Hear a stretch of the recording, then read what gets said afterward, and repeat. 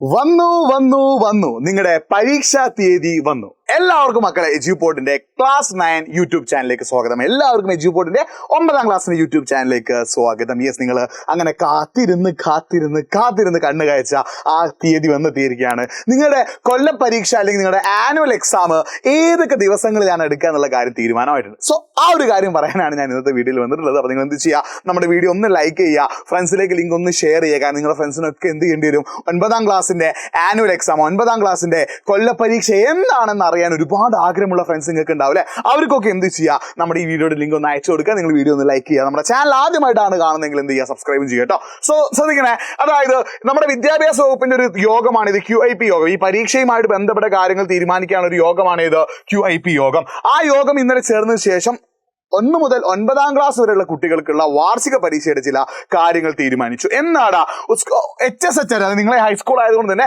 നിങ്ങളുടെ സ്കൂളുകൾക്കുള്ള വാർഷിക പരീക്ഷ ഏതൊക്കെ ദിവസങ്ങളിലാണ്?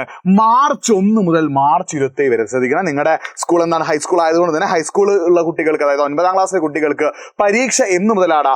മാർച്ച് 1 മുതൽ 27 വരെ. ഇനി UP ക്ലാസ്സുകൾക്കുള്ള പരീക്ഷ എന്നായിരിക്കും? മാർച്ച് 18 മുതൽ 26 വരെ. അതായത് ഇൻഡിപെൻഡന്റ് ആയിട്ട് UP അല്ലെ, നിങ്ങളുടെ അനിയന്മാരൊക്കെ എന്ത് ചെയ്യും, 1 മുതൽ 7 വരെ മാത്രം പഠിപ്പിക്കുന്ന സ്കൂളുകൾ, അവിടെ പഠിക്കുന്ന നിങ്ങളുടെ അനിയന്മാരും അനിയത്തിമാരൊക്കെ ഉണ്ടാവില്ലേ. അപ്പൊ അവരുടെ പരീക്ഷാ തീയതി എന്നാടാ? മാർച്ച് 18 മുതൽ 26 വരെ. അപ്പൊ നിങ്ങളുടെ പരീക്ഷ എന്നാ?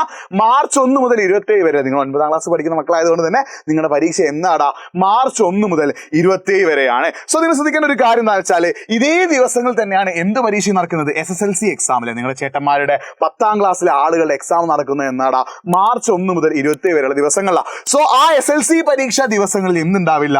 1 മുതൽ 9ാം ക്ലാസ്സുകൾക്ക് എന്തുണ്ടാവില്ല? പരീക്ഷ ഉണ്ടാവില്ല. ശ്രദ്ധിക്കണം, അതായത് SSLC എക്സാം നടക്കുന്ന ദിവസങ്ങളിൽ 1 മുതൽ 9ാം ക്ലാസ് വരെയുള്ള കുട്ടികൾക്ക് എന്തുണ്ടാവില്ല? പരീക്ഷ ഉണ്ടാവില്ല. ശ്രദ്ധിക്കണേ, SSLC എക്സാം നടക്കുന്ന ദിവസങ്ങളിൽ എന്തുണ്ടാവില്ല?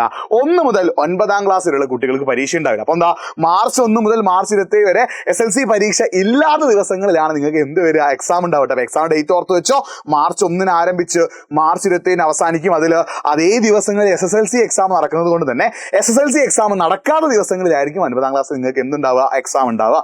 വിശദമായ വാർഷിക പരീക്ഷ ടൈം ടേബിൾ എന്ത് ചെയ്യും? വിദ്യാഭ്യാസ വകുപ്പ് പിന്നീട് പ്രസിദ്ധീകരിക്കില്ല. അപ്പൊ നമുക്ക് ടൈം ടേബിൾ കിട്ടാൻ ഈ ടൈം ടേബിൾ എന്ത് ചെയ്യും? വിദ്യാഭ്യാസ വകുപ്പ് പിന്നീട് എന്ത് ചെയ്യും? പ്രസിദ്ധീകരിക്കട്ടെ. ഈ ഒരു കാര്യം അറിഞ്ഞു വെക്കുക. അപ്പോൾ ടൈം ടേബിൾ വിദ്യാഭ്യാസ വകുപ്പ് പ്രഖ്യാപിച്ചാൽ ഉടനെ തന്നെ, എഡ്യൂക്കേഷൻ ഡിപ്പാർട്ട്മെന്റ് പ്രഖ്യാപിച്ചാൽ ഉടനെ തന്നെ നിങ്ങൾ എന്ത് ചെയ്യും? അറിയിക്കും. നിങ്ങൾ ഒരു പേടിയും പേടിക്കേണ്ട, എല്ലാം സെറ്റാക്കി തന്നെ കൂടെ എജ്യൂപോർട്ട്. അപ്പോൾ നിങ്ങളുടെ പരീക്ഷ എന്നാ വരിക? മാർച്ച് 1 മുതൽ 27 വരെയുള്ള ദിവസങ്ങളിൽ. SSLCക്ക് പരീക്ഷ ഇല്ലാത്ത ദിവസങ്ങളിലായിരിക്കും എന്ത് നടക്കുക? നിങ്ങളുടെ പരീക്ഷ നടക്കും കേട്ടോ. അപ്പോൾ നിങ്ങളുടെ പരീക്ഷയ്ക്കായിട്ട് പഠിച്ചു തുടങ്ങിയോ? പ്രിപ്പയർ ചെയ്ത് തുടങ്ങിയോ? അത് നിങ്ങളൊന്ന് കമന്റ് ചെയ്യണം. നിങ്ങൾ പഠിച്ചു തുടങ്ങിയിട്ടുണ്ടോ, പഠിച്ചു തുടങ്ങിയിട്ടില്ല എന്നുള്ളൊരു കാര്യം ചെയ്യാൻ കമന്റ് ചെയ്യുക. അതിന് കൂടെ നിങ്ങൾ 2 കാര്യങ്ങൾ കൂടി കമന്റ് ചെയ്യുക. നിങ്ങൾക്ക് വളരെ ടഫ് ആയിട്ടുള്ളൊരു വിഷയം ഉണ്ടാവും, വളരെ ഈസി ആയിട്ടുള്ള ഒരു വിഷയം ഉണ്ടാവും. അപ്പൊ നിങ്ങൾ ടഫ് ആയിട്ടുള്ള വിഷയം നിങ്ങൾ എന്ത് ചെയ്യുക? ആദ്യം ഒന്ന് കമന്റ് ചെയ്യുക. പിന്നെ ഈസി ആയിട്ടുള്ള വിഷയം നിങ്ങൾ എന്ത് ചെയ്യുന്നു? കമന്റ് ചെയ്യുക. ഈ കാര്യങ്ങൾ കമന്റ് ചെയ്താൽ നമുക്ക് എന്ത് ചെയ്യാൻ പറ്റും? കറക്റ്റ് ആയിട്ട് അതിനനുസരിച്ച് നിങ്ങൾക്ക് വേണ്ട കാര്യങ്ങളൊക്കെ കറക്റ്റ് ആയിട്ട് തരാൻ പറ്റും. ബാക്കി നമുക്ക് ഇനിയുള്ള ക്ലാസ്സുകളിൽ എന്ത് ചെയ്യും? എല്ലാ സബ്ജക്റ്റിനെയും ഷോർട്ട് ക്വസ്റ്റ്യൻസ് ഒക്കെ ആയിട്ട് നമ്മൾ വരും. അപ്പൊ ഞാൻ പറഞ്ഞ കാര്യങ്ങൾ കമന്റ് ചെയ്യുക. ഡേറ്റ് ഓർത്ത് വെക്കുക. മാർച്ച് 1 മുതൽ മാർച്ച് 27 വരെ SSLCക്കാർക്ക് എക്സാം ഇല്ലാത്ത ദിവസങ്ങളിൽ നിങ്ങൾക്ക് എന്ത് നടക്കും? എക്സാം നടക്കും. ടൈം ടേബിൾ കിട്ടിയാൽ ഉടനെ തന്നെ എജ്യൂപോർട്ട് നിങ്ങളെ അറിയിക്കും. ഒരു പേടിയും പേടിക്കേണ്ട. സോ ലൈവ് സെറ്റ് ആക്കാം.